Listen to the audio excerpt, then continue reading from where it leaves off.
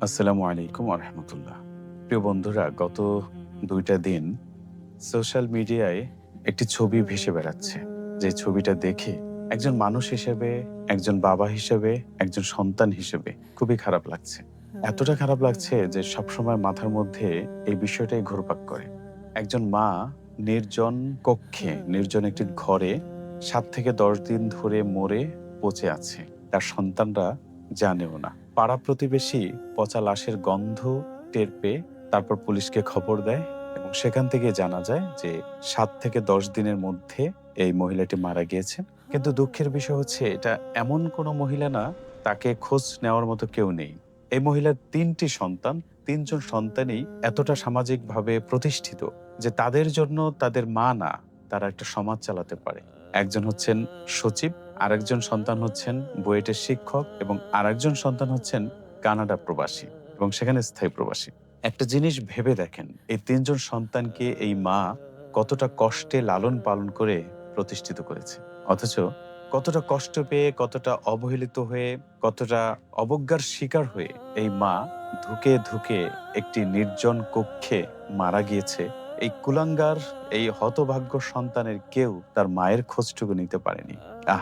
এই ঘটনাটি আমাদের সমাজের, যে পচনশীল আমাদের সমাজ, সেই পচনশীল সমাজের ক্ষতটা আমাদের সামনে স্পষ্ট করে দেয়। যে সন্তানকে আপনি অনেক লেখাপড়া শেখান, অনেক প্রতিষ্ঠিত করেন, কিন্তু তাকে নৈতিকতা শিক্ষা দেন নেই। যার পরিণতিতে এরকম ঘটনা আমাদের সামনে বারবার আসে। একজন মায়ের কথা আপনি চিন্তা করেন। ৯ থেকে ১০ মাস সন্তানকে পেটে ধারণ করে, কতটা কষ্ট সহ্য করে সন্তানের যত্ন নেয়। পেটের মধ্যে থেকে যত্ন নেয়া শুরু, কতটা স্বপ্ন দেখে। এই সন্তান দুনিয়ায় আসার পর তারপরে মায়ের শুরু হয় আরেকটা যুদ্ধ। নিজের স্বাস্থ্য, নিজের পরিবার সবকিছু সামাল দিয়ে এই সন্তানকে মানুষ করা, এই সন্তানের পেছনে সময় দেয়া, সন্তানকে লেখাপড়া শেখানো, প্রতিষ্ঠিত করা। একজন মায়ের কতটা কষ্ট হয়, একজন বাবার কতটা কষ্ট হয়। অথচ এই মা অথবা বাবাকে যেসব সন্তানেরা, মানুষ নামের অমানুষগুলো এভাবে অবজ্ঞা করে, আমি মনে করি তারা মানুষের পরিচয় দেয়াটা তাদের জন্য শোভনীয় না।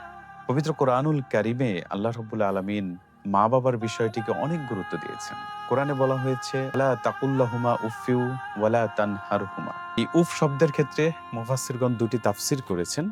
কেউ বলেছেন, তোমার কোনো আচরণে মা-বাবা যেন উফ না বলে, অথবা তুমি যেন মা-বাবার প্রতি বিরক্ত হয়ে উফ না বলো।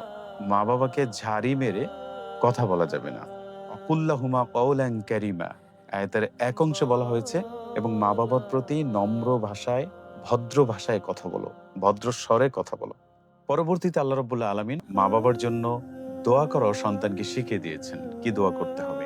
রব্বির হামহুমা কামা রব্বায়ানি সগীরা। অর্থাৎ, হে আমার প্রভু, আমার মা-বাবাকে তেমনিভাবে সুখে শান্তিতে রাখো, তেমনিভাবে ভালো রাখো, তেমনিভাবে লালন পালন করো, যেমনিভাবে আমাকে তারা ছোটবেলায় লালন পালন করেছেন। মা-বাবা তার সন্তানকে কিভাবে লালন পালন করে ছোটবেলায়, আসলে এটা আমরা সবাই জানি। হাদিসে রাসূল করিম সাল্লাল্লাহু আলাইহি সাল্লাম ইরশাদ করেছেন, আল জান্নাতু তাহতা আকদামিল উম্মাহাত। মায়েদের পদতলে হচ্ছে সন্তানদের জন্য জান্নাত নিহিত। যে মায়ের পদতলে সন্তানের জান্নাত, সে মাকে কিভাবে অবহেলা করে? অথচ শিক্ষিত তারা, যে সচিব সে কিন্তু বড় একটি সরকারি পদে আছে, যে বুয়েটের শিক্ষক সে একজন শিক্ষক, মানুষ গড়ার কারিগর, কিন্তু সে নিজেই মানুষ হতে পারেনি। সে হয়তো কত জায়গায়, কত ক্লাসে, কত লেকচারে সে কত নীতি কথা শোনাচ্ছে, অথচ তার মায়ের প্রতি তার নীতিবোধ নাই।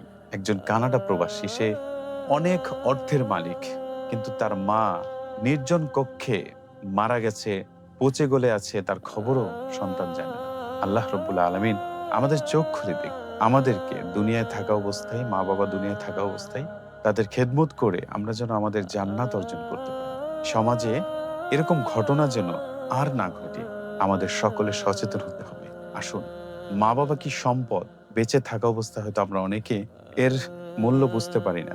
কিন্তু মা-বাবা যদি না থাকে, তখন বুঝবেন। একটা সময় বুঝবেন আপনি কি হারিয়েছেন।